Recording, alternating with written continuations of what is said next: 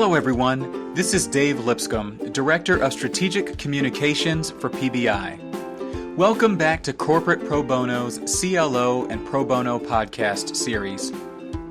This week's episode features Alex Dimitrief, General Counsel and Senior Vice President for GE, joined by Kate O'Leary, Global Executive Litigation Counsel and Head of GE's Pro Bono Coordinating Committee. We talked to Alex and Kate about GE's Pro Bono program, its leadership in the United States, and its plan for pro bono efforts around the world. Alex also shared his goal of 100% participation and the significance of being an early CPBO challenge signatory. Kate talked about the program's plans in GE's new hometown, Boston, and the role pro bono plays in employee engagement. We hope you enjoy the interview. Hi, Alex and Kate. Welcome to the podcast. Thanks for joining us today.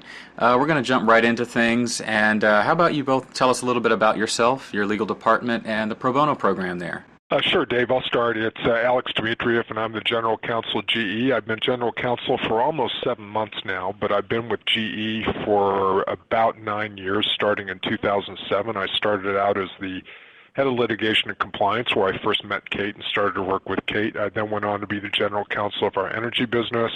I went for that at GE Capital, and then after our big strategic shift to GE Capital, over the past year and a half or so, I was privileged to become the General Counsel at GE, and I just couldn't be more excited to be at GE these days. We have a lot of exciting things going on, and one of the really exciting things that we do at GE is a robust pro bono program. And on that note, let me introduce you to, or turn it over to Kate, who is heading up our pro bono efforts. Thanks, Alex. Hi, this is Kate O'Leary. I am Global Executive Litigation Counsel at GE, and as of just recently this spring, have become head of our Pro Bono Coordinating Committee, which I'm very excited to be taking on. I've been at GE for about 15 years.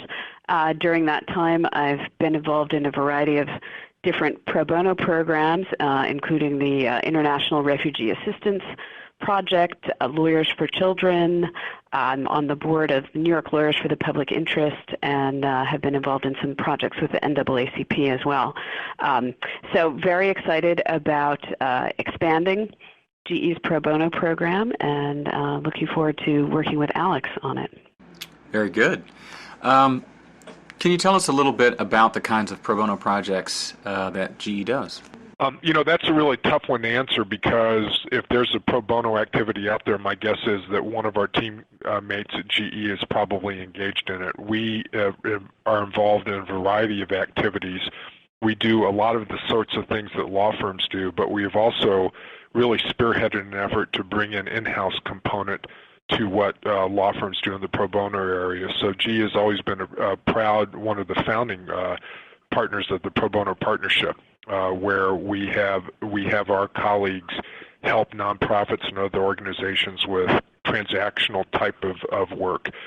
We have also partnered with a number of our law firms on a lot of very exciting initiatives, pretty ambitious ones too. So we've partnered for years with DLA Piper at the Law School of Tanzania to teach at the law schools there. We work on Lawyers Without Borders in Africa with Jones Day, a new program we're doing where Kate is actually going to be involved, where we're going to help build the capacity to prosecute poachers in Kenya. We partner with Weil Gotshal and Manjis on the International Refugee Assistance Project.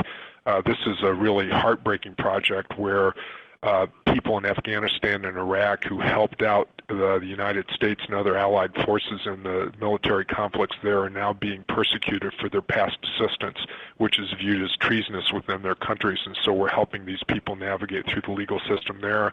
We've partnered for years with General Block on the Kids in Need of Defense programs in a variety of cities around the United States.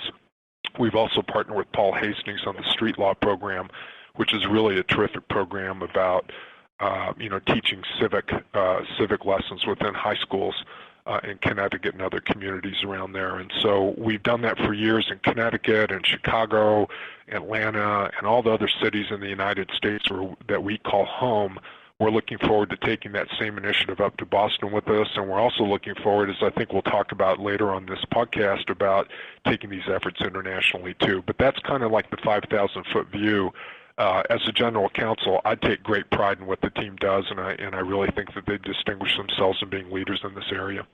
One other thing that I would mention is we have a new initiative that we're undertaking starting in September in partnership with Jones Day, and that is we're sponsoring our first Equal Justice Works Fellow. And as you may know, the Equal Justice Works Fellowship Program is targeted mostly to recent law school graduates who make a proposal for a pro bono project that they would like to fund in partnership generally with an existing legal services agency. And then corporations and law firms who are interested in sponsoring fellows review the proposals and choose one. And we decided in conjunction with our diversity council at GE to try to pick a project in Boston that would help us get more involved in the local pro bono community there. And so we picked a wonderful project involving improving access to legal services for low-income immigrants who are also victims of domestic violence. So we will be sponsoring, as I said, in partnership with Jones Day, a fellow who will be starting in September to work on that project. And our hope is that that will also provide some opportunities for GE lawyers who are relocating to Boston to get involved in pro bono in the Boston area. That's very exciting. Excellent. So I think, perhaps you two see this the same, or maybe you see it differently in your different roles, but why is pro bono so important to law department leaders, to the business community, to the legal department and the staff, to the communities that you serve? I think in this respect, pro bono at an in-house company like the legal team at GE is really an important aspect of our tradition for the same reasons that pro bono has been so preeminent at law firms in the United States. It's really a way to give back, and it's really a way to constructively contribute to the communities, again, that we call home.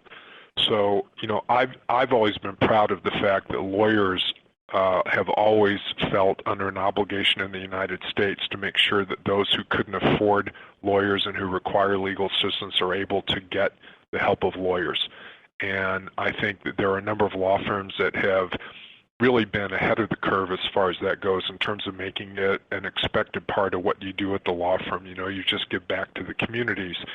And at GE, our lawyers wanted to do the same things. And so my predecessors, Ben Heineman and Brackett Denniston, I think really spearheaded a lot of efforts in association with a bunch of like-minded colleagues in-house, really to make the opportunities available and to find ways for lawyers who are in-house to be able to contribute much as they probably did when they were at law firms before they came to GE. So there was a lot of pent-up demand. There was a lot of desire for our teams to get out and start giving back to the communities, and I think that what the programs that we've had and the ones that Kate has now assumed ownership of and is going to improve really make the opportunities available that our team's looking for to give back to the community, which is part of our legal tradition and also part of the GE tradition. So it's really a perfect marriage at GE. Yeah, I think that's absolutely right. And I would say, just speaking personally, for me, the ability to do pro bono work and GE's enthusiastic support of the pro bono work that I've done has been one of the most satisfying parts of my legal career.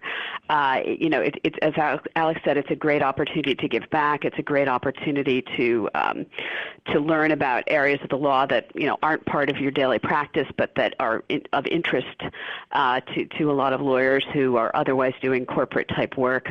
And it's a great team building opportunity as well. When we get to work both with internal teams at GE and also with some of our outside law firms, it's a great way to encounter lawyers from our outside law firms in a context in which you might not otherwise get to know them. So, I think for all of those reasons, it's a wonderful thing that's sort of a win-win both for the community and for the lawyers who get involved in it. And Alex is absolutely right about expanding the program. One of the things that's been most exciting to me since taking on this role is hearing from GE lawyers all over the world who are interested in getting involved in pro bono, even in countries that don't have a strong pro bono culture yet.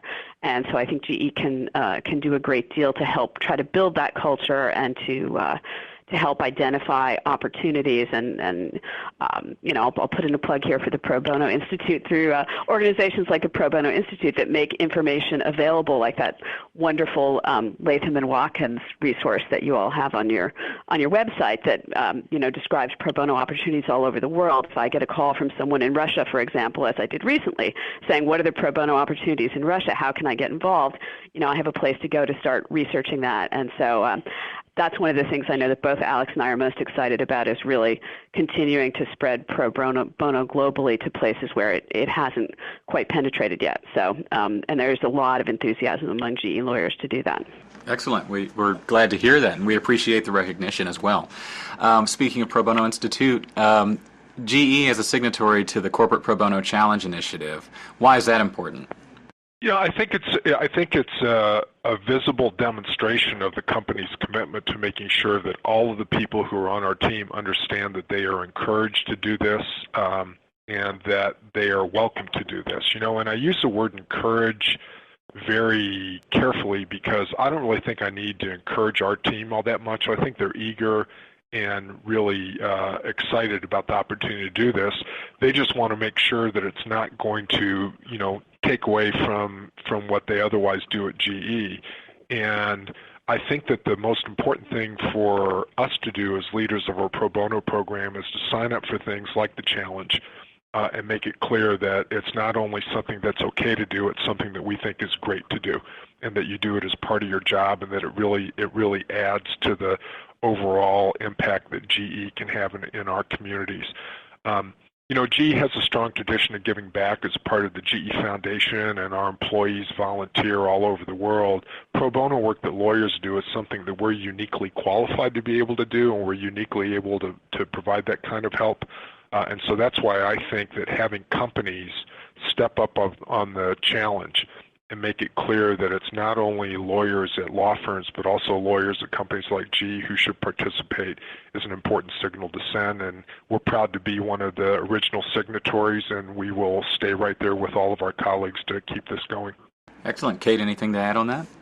Not really, other than, I've been really interested to see, since taking on this role and, learning more about the literature that's out there, there is a lot of interesting research and writing, as you guys probably know, about the fact that corporate citizenship becomes a really important factor in employee engagement. For a lot of employees, it's something that really keeps them motivated in their day jobs. It really keeps them connected to their employer. It makes them feel good about their employer. It makes them feel good about working there. So I would say that that's another great thing about the corporate challenge, is that it really, as Alex said, symbolizes GE's commitment in this area and makes people feel proud about being part of the company, which I think is a great thing. Alex, you said you don't have to do too much to encourage folks to do pro bono in the department. And so, maybe your role is to just stay out of the way in some cases. Well, no, I'd like to think I do a little bit more than stay out of the way, but we do encourage it. But I just don't want people to walk away from my use of the word encourage and think that we somehow have to persuade people to do something they're otherwise not inclined to do, because the one thing I'll say about our team is they have the biggest hearts I've seen in my career. And so if there's a need in the community to be addressed, my team doesn't really need to be encouraged to do it. They just need to be allowed to do it. And I think that's really what I meant. I just couldn't be prouder of the work that they do in the communities. We do encourage pro bono work, and I think the way that we do it is by developing the tools that Kate and others use to advertise and make sure that people are aware of opportunities for them to give back to communities. We make programs available to people. I mentioned to you the program that we did in association with DLA Piper, where we have sponsored people to go to Tanzania on pro bono work. We are making it possible for Kate to go to work with Jones Day on the Lawyers Without Borders project in Africa later on this year.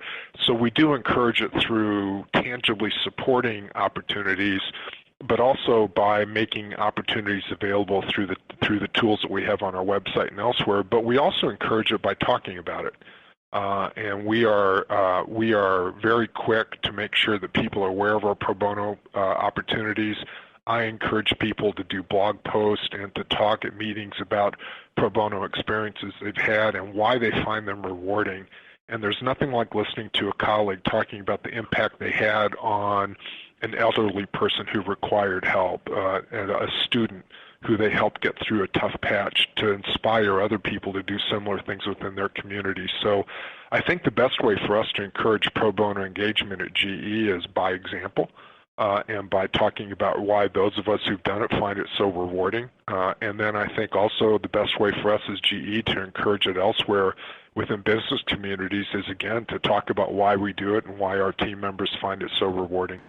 What goals, if any, have you set for your department for the pro bono program? Obviously, there are a lot of different projects you're working on, and they probably all have different kinds of outcomes. But have you set any particular goals outside of the challenge initiative? Sure. Well, so we are a pretty goal-oriented company, and we measure things pretty regularly, as you might suspect. And I have a very ambitious goal, which is 100% participation across the global law and policy team.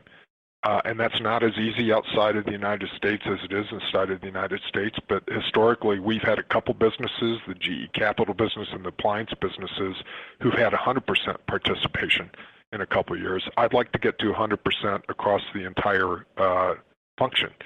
I think 90% would be a good start, but I'd like to get to 100. And I think that our goal really is to get up to that high three-digit number in the United States, but then see the same kind of participation outside of the United States. And as Kate alluded to earlier, pro bono service has not been as much of a part of the tradition of the legal profession outside of the United States as it has been inside of the United States. And so we have started to encourage our lawyers to find opportunities, to the extent they're allowed under their legal systems, to provide legal services on a pro bono basis. If they can't do that within their legal systems, we have encouraged our teams to get involved in the education process, classroom teaching about the legal process, participating at law schools and otherwise. And I'm relatively confident that as the world becomes a smaller place through the sharing of information, that the types of pro bono opportunities that are prevalent in the United States will become increasingly available outside the United States. And when they do, our team's going to snatch them up and participate. So we got big goals. I want to be realistic about it because it's not going to happen overnight. But I would love at some point to see that all of our teammates in Asia, South Asia, and Eastern Europe, and Russia and elsewhere are participating in the same percentages as our team in the United States. That would be a great day when we can make that happen. Excellent. Absolutely, yeah. I love those goals. I think that's exactly right, and I think we can do it. Some other goals, that I have in mind as I take on this new responsibility are, first of all, to really establish a pro bono presence in Boston. It's not a city where GE has had a big presence before, so I have been working on, developing relationships with some of the local legal services organizations and exploring how best to make an impact on the Boston community. In conjunction with that, I've also been thinking more about team pro bono because, pro bono can be a really fun and rewarding team sport, and I think that's not something we've done quite as much at GE. I think there are some teams that have worked on street law projects and things like that, but some of these models for your kind of one-day clinic in a box programs where you bring together a big group of lawyers who spend a day or two focusing on one particular project, I think can have great impact in terms of showing people who maybe haven't done pro bono before how rewarding it can be, and giving them an opportunity to maybe think about doing more in the future. So that's something that's one of my goals, to find projects where we can get people involved who haven't been involved before. Also very interested in aligning, our efforts globally with the GE Foundation and with GE's larger philanthropic commitment to various issues, including healthcare and education, which are a couple of the big signature issues of the GE Foundation. And so I've been meeting with folks from the GE Foundation to talk about how we can do more to leverage our pro bono efforts to really support some of their signature projects and find more things to work on together. So that's a goal as well. And as Alex is excited, I'm excited as well to try to get to that 100% number.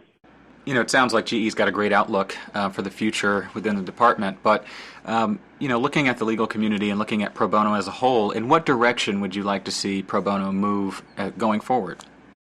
That's an interesting question. I think it partly depends on what the needs are and the opportunities are in a particular community. I think in the U.S. there's still an enormous gap between the level of need for legal services for low-income individuals and what's available. Recently hearing Ben Heineman and Brackett Denniston talk about this topic at a forum sponsored by the Pro Bono Institute here in Boston. The statistics are appalling in terms of the number of people who don't have lawyers for life-changing legal proceedings, whether it's an eviction or some other loss of benefits or custody proceedings or immigrants dealing with asylum proceedings.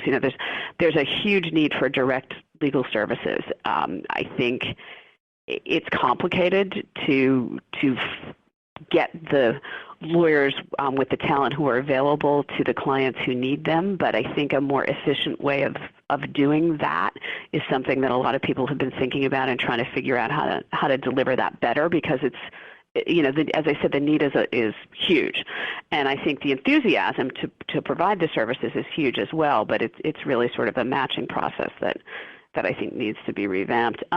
Globally, I think, as Alex mentioned, there are places where it's actually not even legal to provide free legal services. So the concept of pro bono changes a bit in those places. But I think, rule of law has always been something, of huge importance to us at GE in terms of our policy focus generally and in terms of the focus of some of our international pro bono programs where we really try to build, education around rule of law type issues. And that's something that, we've been partnering with Street Law on those types of programs and other organizations as well. So, whether gradually over time in some countries anyway, you'll move to more of a direct legal services model, I think sort of remains to be seen. But I think building the culture and building the idea of lawyers giving back as part of their professional responsibility is kind of a great first step to see where it can go after that. I suppose my answer would be that I'd just like to see more of it. It's when you ask me what my favorite pro bono project is, it's like asking me to choose which of my kids is my favorite. It's really impossible for me to do. You look at everything that our team does, for example, in terms of some of the work we've done with people at the hospitals in Connecticut who need help on life-changing decisions of the sort that Kate just mentioned.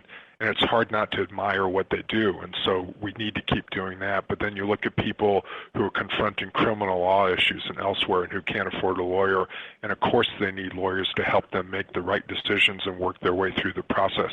The world's a complicated place. Laws are complicated, regulations are complicated, and to the extent that lawyers can step in and help make things a little bit more orderly for somebody, that's always a commendable thing to do. So it's not so much a change in direction, I suppose, as much as is just more of it. And I really admire the law firms that are starting to develop programs where they make it possible for associates who join their firm to do a 1 or 2 year public internship, public fellowship, almost along the lines of an internship or an apprenticeship someplace, like the Equal Justice Fellow that we have, who's going to be working in association with GE in Boston later on this year. So I think that if more companies like GE can join law firms in making those opportunities available for people who would like to do that, we can help meet some of the demand. And then the last initiative that I'm excited about is the emphasis that I see more and more lawyers putting on civics education.